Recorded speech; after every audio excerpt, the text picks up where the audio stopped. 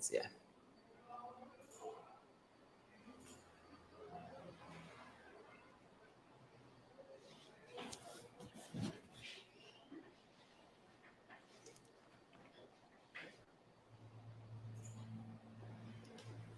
Greetings from Costa Rica. Thank you very much for joining us for today's live Costa Rica Real Estate Forum. My name is Matt Rosenstiel, and today I'm joined by my very special guest, Camille, one of our absolute rock star agents in the Coldwell Banker Pacific Realty office. Today, Friday, April 21st, is a big day for Camille. After only one of the shortest times ever working in a real estate brokerage prior to your first closing, she has just celebrated her first closings today. Before I get much further, let's all say a big, very big congratulations to Camille. Thank you, Matt. This is a well-deserved closing. How are you feeling? Cheers. I feel great. I'm very happy. It's so nice to see how, during the process of helping sellers and buyers get into closing and, close the deal and have everybody happy. And it's amazing. Yeah, absolutely. Today we're going to talk about the listings that Camille sold. She just sold 4 properties in one fell swoop. So she got off to a huge start. We'll also talk about a cost of living question that we had about families here in Guanacaste. Camille is also a mother, and we'll sort of touch on that. We're going to have Jurgen, another one of our team members, also joining us here in just a second. Hopefully Jurgen is thirsty too, so that we can toast Camille's success again. Jurgen celebrated a closing yesterday, though he's been in real estate a little while longer. We'll talk about an ocean view condo that Jurgen is about to list in what might be one of the most peculiar places on earth, at least when it comes to Costa Rica. We visited it this morning, and we're going to show you video of this condo down in San Juanillo. Again, today's biggest celebration is for Camille, who's had her first closing, a walloping 4 properties. We'll go over that. We'll talk about the cost of living in Costa Rica. We might just find time for a little Imperial and a whole heck of a lot of joy. Thanks for joining us, and stay tuned.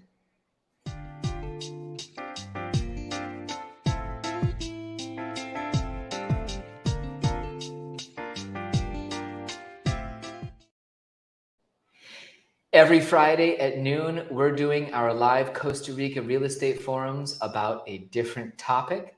This week, we have a very special celebration, and we're also covering cost of living for families here in Guanacaste. Before we get on to cost of living, which was a viewer question, I want to mention that viewers like you can submit their questions either via the chat if you're watching live, or by making a comment on the video later. And we will try to compile those questions and keep answering them so that we can provide more feedback to our viewers. Again, my name is Matt Rosenstiel, Costa Rica Matt. Today I'm joined by Camille Bourlette. Camille, by the way, she just had her first real estate closing that you were an agent for.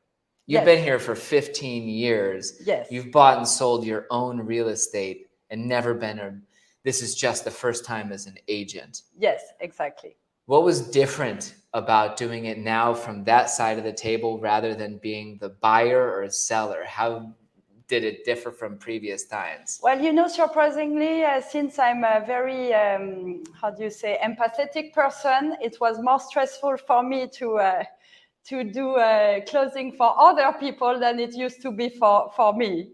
For some reason, just because I love to be at service. I love everything to be, very smooth. And I love everybody not to be scared of anything. And yeah, so it was actually interesting. That hits home because I remember, and I still feel this way. It's nerve-wracking to think someone else's money is about to switch hands.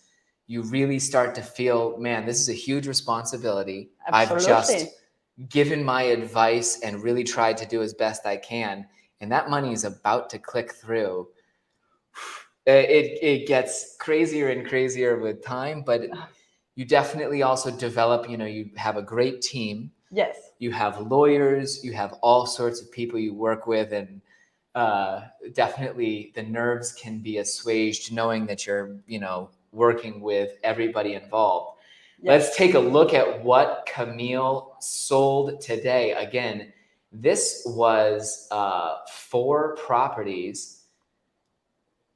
Out here towards Playa Blanca, you had 4 different lots that were about 1,000 square meters or a 1/4 acre, beachside, yes. Walking distance. What sort of buyer picked these properties up? Well, so actually these 4 properties belong to the same seller and has been bought by the same buyer because it was a nice compound of 4 lots next to each other. And so the buyer who bought these properties is a builder who's going to make some houses. So they're going to make some beautiful houses, probably, I guess, 1 per lot, and create a little neighborhood. Yeah, absolutely. So it was an experienced buyer. Absolutely, for sure. No, and that's a great way to connect.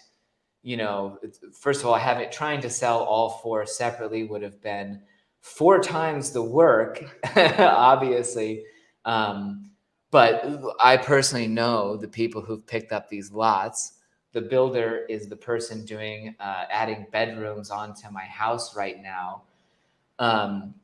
And to me, it's a sign of the community's growth. Yes. You've got a lot of people picking up single residential home sites and building because they can make a profit on that. Yes, and I think also it serves also the demand of people who are too afraid to step into the building process.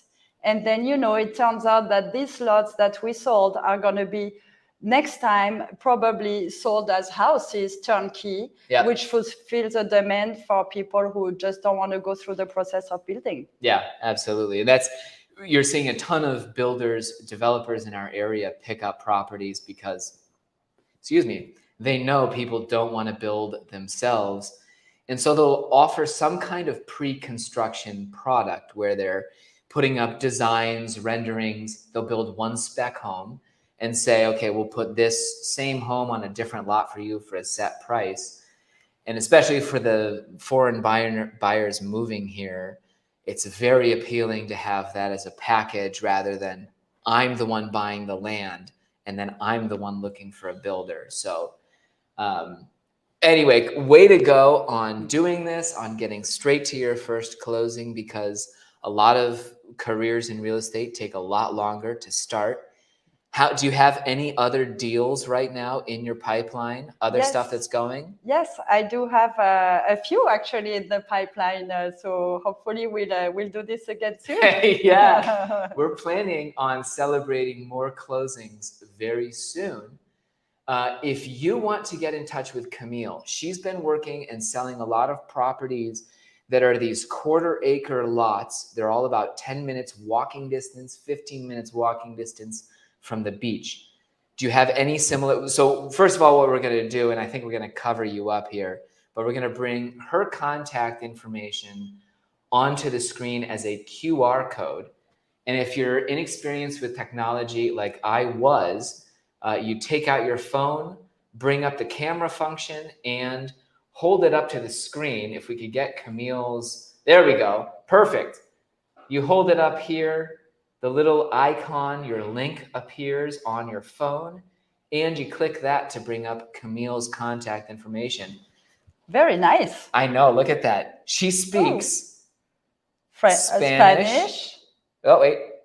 They got it. French and English. American. And I speak Spanish and Costa Rican as well. Yeah, exactly. She's actually have 5 language bubbles above her QR code. Do you have any similar properties still for sale over in that area that would be sort of the smaller home sites? Well, so as of today, most of them are under contract.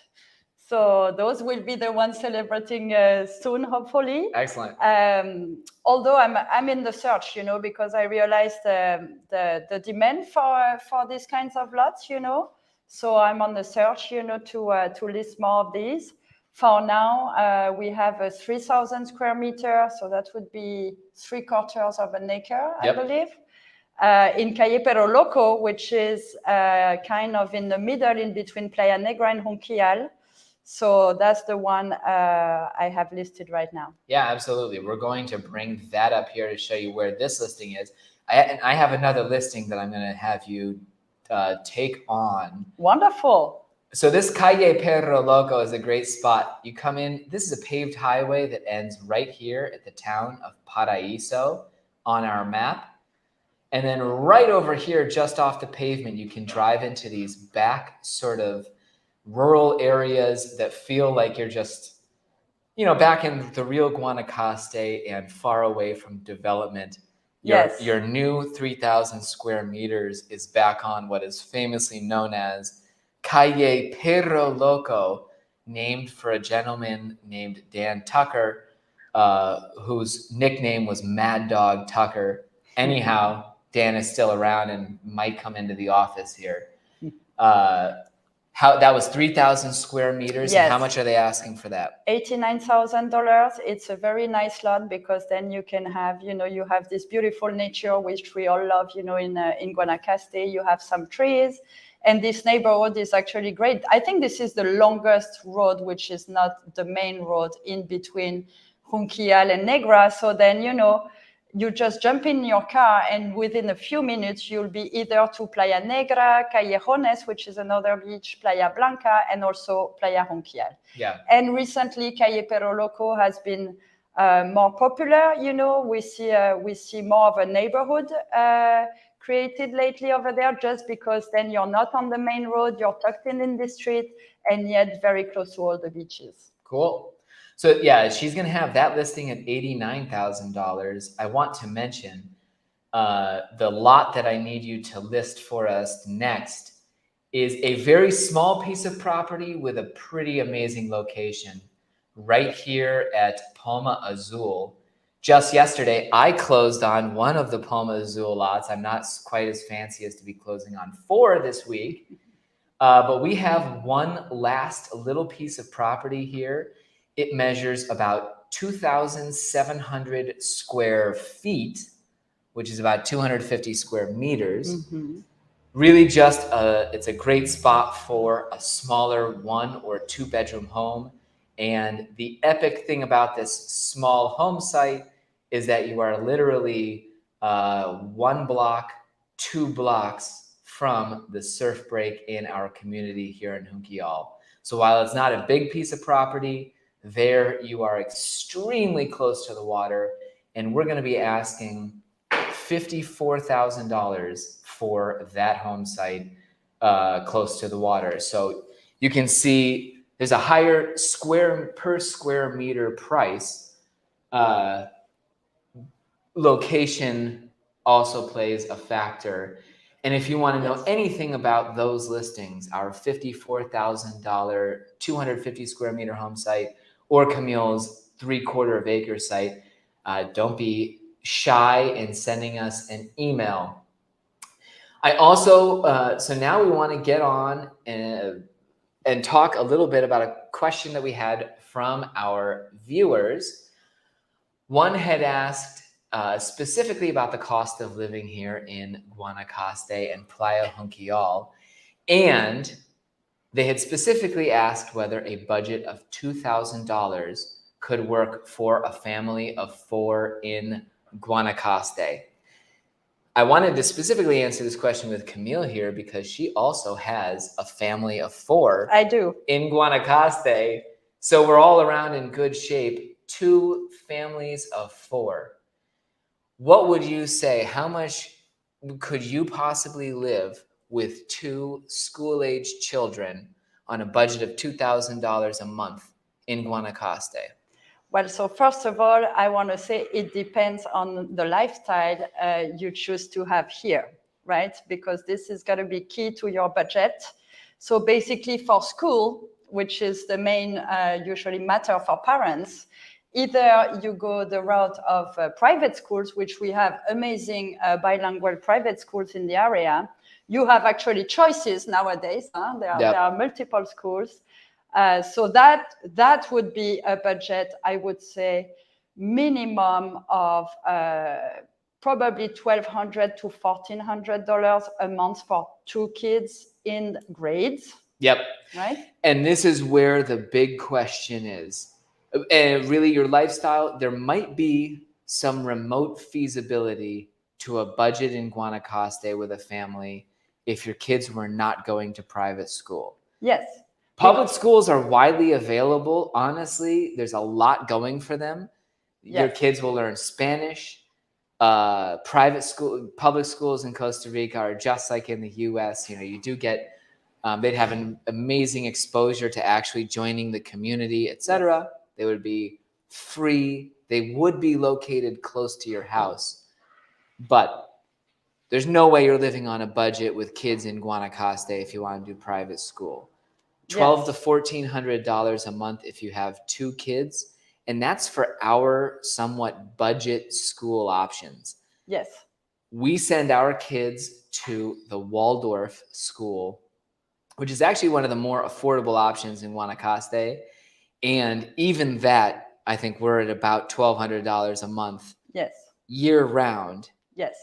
Good. And I confirm the information, yes. Okay, good. I was about to say, because I couldn't actually answer this question. I would tell people, my best advice for moving to Guanacaste and figuring out school costs is to get married to someone who understands this stuff. But we're at $600 a month for our kids in a Waldorf school that we love, but that's an affordable option. And so it can be the most expensive thing. Now, let's imagine you own your property, because if you were renting, what would a decent, right now, if we were to look anywhere nearby to try and live as a family of 4 with 2 school-age kids? Yes. So I think, once again, it depends on the lifestyle you're going to pick, because you could get a Tico house, what we call here a Tico house, a simple, concrete-made, locally made house in a neighborhood, probably close to us as well, but that would be already close to the $1,000, $1,500 a month. And then if you're looking for a newer house, maybe a little bit modern and eventually with a pool, then you would jump up to probably $2,500 a month. Yeah. So again, if we're talking about renting, life is not going to be feasible here for a family of 4. And that's, what also needs to be said is that Guanacaste is pretty much a tourism region. Yes. I'm sure that you could probably move to the Central Valley and find a totally different price structure. Absolutely. For life. Absolutely. And one of the reasons why is that here we have the opportunity to do Airbnb, short-term rentals. So most of the owners of these properties, they prefer to do short-term during the high season. And this is why, when they have a request for a longer term, the price is higher than in an area where there is no tourism, and then you would have more choices. Totally. And more affordable housing on long term. Yeah, absolutely. I sense people's frustration, because everybody would love to live in Guanacaste, but for the same reasons, I'll never live in Miami or San Francisco or Toronto. This is a place where the cost of living is associated with a certain, big factors like this tourism income that people can get $150 to $200 per night if they have a livable 2-bedroom condo or house anywhere close to the beach. And so it's really tough to say to that person, I really, I want you to charge me $800 a month rent so that my family can live out our dream, because really what they would rather do is find those high income rentals. Even in Christmas, they could probably make more than, your year's rent budget if they have the right rentals. So this is a tourism area and prices are structured that way. Yes. If you want to move to Costa Rica as a family of 4 and live on a budget of $2,000 a month, 1, you will absolutely have to own your property. Number 2, 99% you will have to send your kids to a public school or homeschool them. Or homeschool, yeah. Homeschool is an option. If they're young, to be honest, there are some very cheap Costa Rican private options. Like we sent our son for 6 months to a Costa Rican private school that we felt entirely fine with. It only cost us a few $100s a month, but even then, you're looking at $600 or $700 a month for 2 kids. So, and aside from that, you'll really have to adapt to the style of life here. I think on the food front is the last one. To live on $2,000 a month here, you need to do some staples, a lot of eating where you've got produce as the main things you're consuming. If you come down and you want to buy processed foods, a week of processed foods and nice meats from Automercado, what would you say is a grocery bill? If you went to Automercado and got a U.S. family food budget for a week, we want processed cereals, some nice steaks, some shrimp for Wednesday night dinner, and blah, blah, blah. You're adding up, huh? You're I know. adding up to the bill. We're halfway to your monthly living budget already. Well, so I don't know exactly because I'm not this kind of processed food person, and I'm very French, and I'm a chef. I used to be a chef, so I like to cook from scratch myself. But easily you could spend $300 per week in a blink of an eye in the international Automercado and still don't have meat or shrimp every day on the table. Oh yeah, totally. Yes. $300 a week, international diet. If you just go to Automercado and say, I want the same things that I get in the US, that's very realistic for 4 people. I think it would be even more if you like good wine, right? Like this kind of, so it can go up. It can go up. Yes. So I think also to be able to live on a budget, you have to adjust your diet. Eventually to like more rice and beans and, fresh produce, which is very reasonable here. Sometimes you have these vegetable trucks, but still inflation has no exception in the world. In Costa Rica, we suffer, if I don't know how to say, but I'm suffering. From inflation. So to give you an idea, like for me, with my family in nearly 14 years, we had to triple our budget for living. Yeah. So inflation is no exception.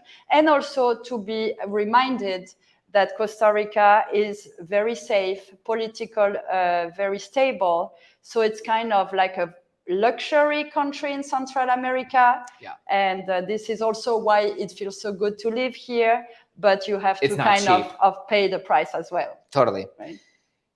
It's so funny to hear Camille mentioning tripling her family budget over the years on the day that she's celebrating her first closing. I think both Camille and I might have chosen careers in real estate because as the parents of 2 kids in Guanacaste, we start watching these bills and it's like, you can't just be a caterer anymore. You can't, really... for us who live here, 15 years ago, it seemed like there were hundreds of foreigners scraping by, making a living, doing whatever, knitting, selling little bits of like massage oil. Bracelets on the beach. Now we're all growing up and we need jobs because it is not cheap to live here. No. And especially if you're a foreigner considering moving to Guanacaste, you're probably going to find that yes, you want that private school option that's going to cost you an arm and a leg, and that you're going to want some of these things like the groceries that can cost you upwards of $300 a week to eat and sort of feel like you've got the same stuff on the table that you would in the US or Canada. I wanted to mention, we'll take a moment here for a cultural lesson. I had an episode on doing hand gestures. In Costa Rica, if you want to ask somebody else in the room to get you a beer while you're live on YouTube, you can actually use a variation on the surfer motion. In Guanacaste, we have drinking is kind of the motion. And if I were to use my hand like this and look at Jurgen, who's sitting on his buns doing nothing useful, he would know exactly what he's supposed to do. And he's also another advanced hand gesture here. If we had multiple kinds of beer in the fridge, I could tell him I wanted an Imperial, which has the sign of the Águila, by doing this. Has no one ever seen this? I didn't Oh, know no, this we were at one, fiestas. If the bartender's standing across the way and you want 2 Imperiales, oh yeah, go for it. So anyway, come on in. We have another team member here, Jurgen, that I want to join Jurgen. us. Jurgen is also celebrating a closing today and therefore deserves his Friday beer. I'm going to hand the microphone to you for just a second while I chug the rest of this one. Jurgen, what did you close on yesterday? Hi. Let me help you with your beer, Jurgen. We sold a 1,000 square meter lot in Paradise Trails. Uh-huh. Mm-hmm. Is that working? Yeah. Okay. Jurgen comes in with a completely different energy. We should all... Cheers. Cheers. Here's to us. Cheers and to everybody you else. too. Cheers. Here's to our wonderful clients. Here's to our growing team. Here's to the amazing people sitting behind the camera and working for us everywhere to make these sorts of days possible. Jurgen closed yesterday, and if you didn't hear him because he speaks so softly, it was on a 1/4 acre lot in Paradise Trails. Right. This is in a project that you actually developed with your wife. Yes. Yeah, almost 20 years ago. Almost 20 years ago. Yeah. Was this an original sale? Were you guys still in the property yourselves, or this was somebody reselling their lot in the project? There was a reselling lot. Okay, Yeah. excellent. A guy who bought it 15 years ago. Okay, A Spanish Ooh. guy. Yes. very cool.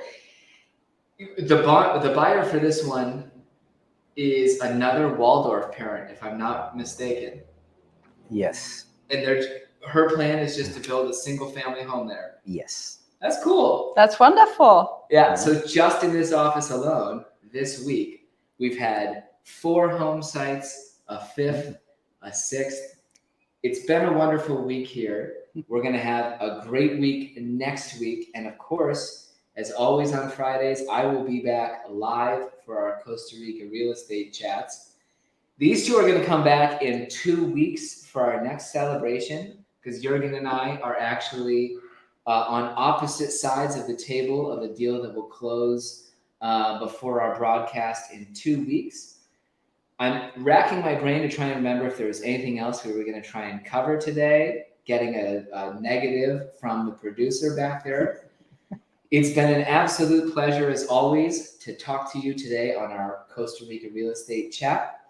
If you want to get in touch with either of the amazing professionals on either side of me, Jurgen or Camille, who speak Spanish, English, French, Costa Rican, and American, do be sure to send either me an email or Camille or Jurgen.